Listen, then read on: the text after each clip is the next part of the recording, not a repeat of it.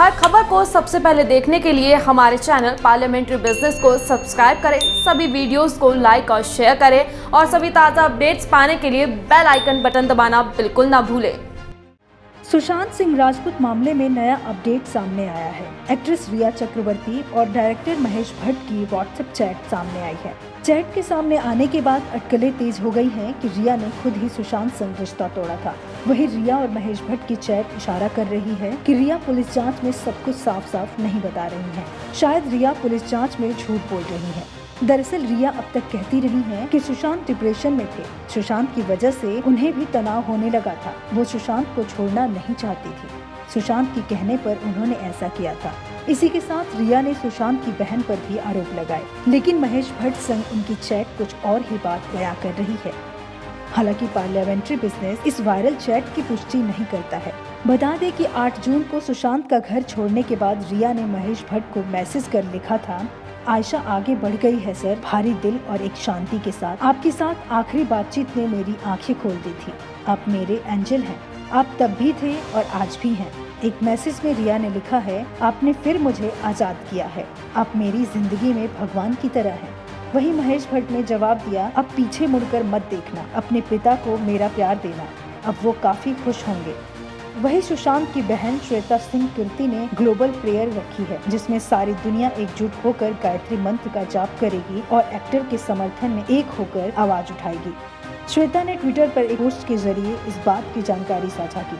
उन्होंने सुशांत की एक मुस्कुराती हुई तस्वीर शेयर की। इसी के साथ समारोह की सारी डिटेल्स भी साझा की। पोस्ट के मुताबिक 22 अगस्त 2020 को 11 बजे #गायत्री मंत्र फॉर SSR के तहत सभी इकट्ठा होंगे और 108 बार गायत्री मंत्र का जाप करेंगे। बता दें कि दुनिया भर से करीब 1,25,000 लोगों के शामिल होने की संभावना है। सुशांत की बहन श्वेता ने एक लिंक शेयर किया है, जिसमें रजिस्ट्रेशन करके इस प्रार्थना सभा में शामिल हुआ जा सकता है। वही सुशांत सिंह राजपूत की मौत के बाद से इंडस्ट्री में नेपोटिज्म, बॉलीवुड माफिया और इनसाइडर आउटसाइडर की बहस छिड़ी। इस बहस में पूरे मामले पर दिग्गज अभिनेता नसीरुद्दीन शाह ने चुप्पी तोड़ी है और इस बहस को बकवास बताया है। नसीरुद्दीन शाह ने कहा कि इंडस्ट्री में ऐसा कुछ भी नहीं है। सुशांत की मौत बेहद दुखद घटना है, लेकिन कुछ लोग इसका इस्तेमाल निजी फायदे के लिए कर रहे हैं। So this outsider insider thing is all bullshit, and I really think it should stop. And I think that every person who comes to this city to be an actor should realize that he's got a long, hard, lonely struggle ahead of him. And the only way that he can survive is by learning his job. Contacts can get you so far and no further. Why should anybody stop anybody? No, see, this is all a concoction of certain imaginative minds, the mafia in the industry and so on. I mean, naturally, I'll give preference to the people I like and the people who I work well with. If they also happen to be famous, or if they happen to be the children of famous people, how the hell is it their fault? There is no mafia. I have not ever felt any obstacle to my work.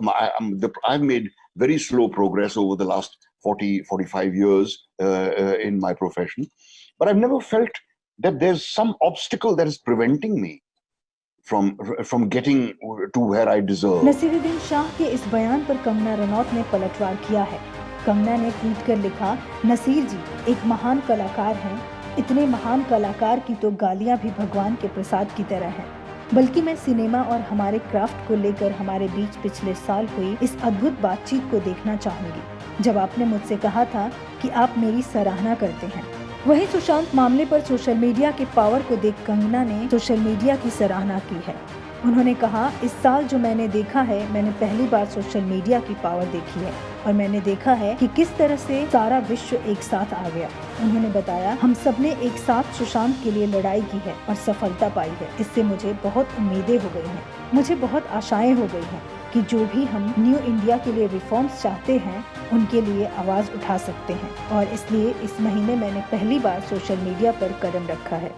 नमस्कार दोस्तों, मुझे फिल्मों में काम करते हुए करीब 15 साल हो गए हैं और इन 15 सालों में ऐसे बहुत सारे मौके आए हैं जब मुझ पे बहुत प्रेशर रहा है कि मैं सोशल मीडिया ज्वाइन करूं। एजेंट्स ये जानते हैं कि ब्रांड्स ये जानते हैं कि अक्सर ऐसे मौके आए जब करोड़ों की डील्स, जहां पे सिर्फ एक ही क्लॉज था कि मुझे सोशल मीडिया पे आना पड़ेगा, लेकिन मैंने जाने दी हैं। जगह मैं चुड़ैल हूं और मेरे पैर उल्टे हैं, इस बात का फायदा उठाया कि मैं सोशल मीडिया पे नहीं हूं, मगर फिर भी मैंने कभी सोशल मीडिया पे मैं आई नहीं, क्योंकि मुझे कभी अपने ऑडियंस से वो दूरी महसूस नहीं हुई और मुझे लगा कि अगर मुझे कुछ कहना है तो मैं रूडिमेंट्री वे में क्यों कहूँ। मैं फिल्मों के जरिए मैंने वुमेन एम्पावरमेंट के बारे में इतना कुछ कहा, मैंने नेशनलिज्म के बारे में इतना कुछ कहा, तो मैं आर्टिस्टिक तरीके से कहूंगी। मैं डायरेक्टली ऐसी रूडिमेंट्री वे में क्यों कहूँ, मैं तो आर्टिस्ट हूँ। तो मेरा हमेशा ये एक इसके बारे में नजरिया रहा है।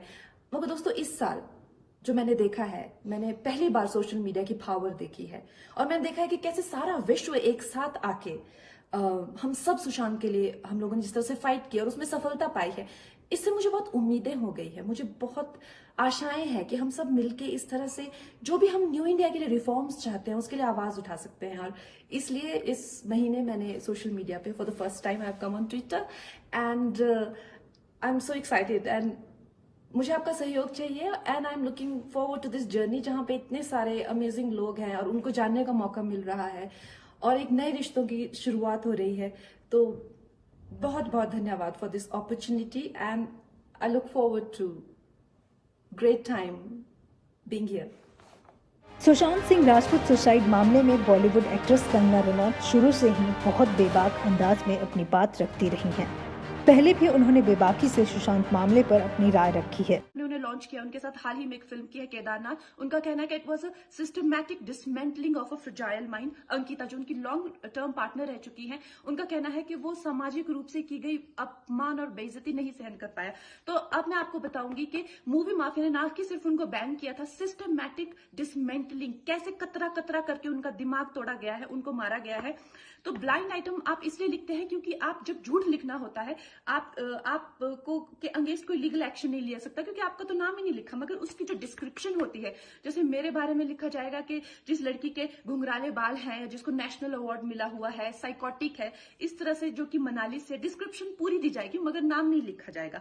23 अगस्त 2017 को बॉलीवुड लाइव सुशांत के बारे में लिखता है कि वो जब भी सेक्स करता है तो सिर्फ अपने ही गाने सुनता है, वो सबसे बड़ा नार्सिसिस्ट है।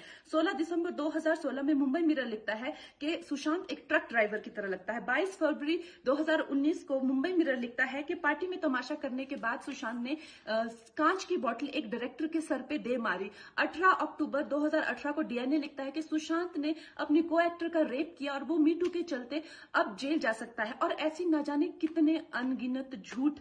और ये जो बुद्धिजीवी जर्नलिस्ट हैं, ये जो चील कौए गिद्ध हैं जो मूवी माफिया के पाले हुए हैं, ये इसको मेंटल इमोशनल साइकोलॉजिकल लिंचिंग को जर्नलिज्म कहते हैं। मेरे बारे में आज तक जो भी कहा गया मैंने कुछ नहीं कहा, लेकिन जब एक स्वतंत्रता सेनानी के खिलाफ गंदगी लिखी गई, मैंने उस जर्नलिस्ट को कॉन्फ्रंट किया। आपको पता है उसी रात 4 सीनियर जर्नलिस्ट ने मेरे खिलाफ एक गिल्ड बनाई, ऐलान किया गया कि इसकी फिल्म को बैन किया जाए, फ्लॉप किया जाए। आपको पता है 3000 जर्नलिस्ट गैंग अप होते हैं एक अकेली लड़की पर, उसकी इमोशनल लिंचिंग करते हैं सरेआम, और ये समाज कुछ नहीं कहता, कानून कुछ नहीं कहता है। मैंने उन पे केस करने की कोशिश की मगर 1 महीने बाद वो गायब हो गए, मेरी फिल्म रिलीज हुई, गायब हो गए। तो मेरा कहने का मतलब ये है कि अगर ये समाज जिस अन्याय की बुनियाद पर खड़ा है और कभी आवाज नहीं, आप ये पढ़ते हैं, चटकारे लेते हैं, कभी आपने सोचा है कि कभी नेपो किड्स के बारे में ये क्यों नहीं लिखा जाता है? तो ये अन्याय का फंदा किसी दिन आपके बच्चों के गले में लटका मिलेगा, आपके गले में लटका मिलेगा। इसलिए जब तालियां बजेगी और सीटियां बजेगी तब आपको पता चलेगा कि क्या गुजरती होगी। वहीं सुप्रीम कोर्ट के आदेश के बाद सीबीआई की 3 टीम केस की जांच में जुटी है। सीबीआई की 16 सदस्यों की टीम मामले की जांच में जुटी है। ईडी के बाद रिया पर सीबीआई का भी शिकंजा कस सकता है। अब देखते बनेगा कि किस किस के गिरेबान तक सीबीआई के हाथ जाएंगे।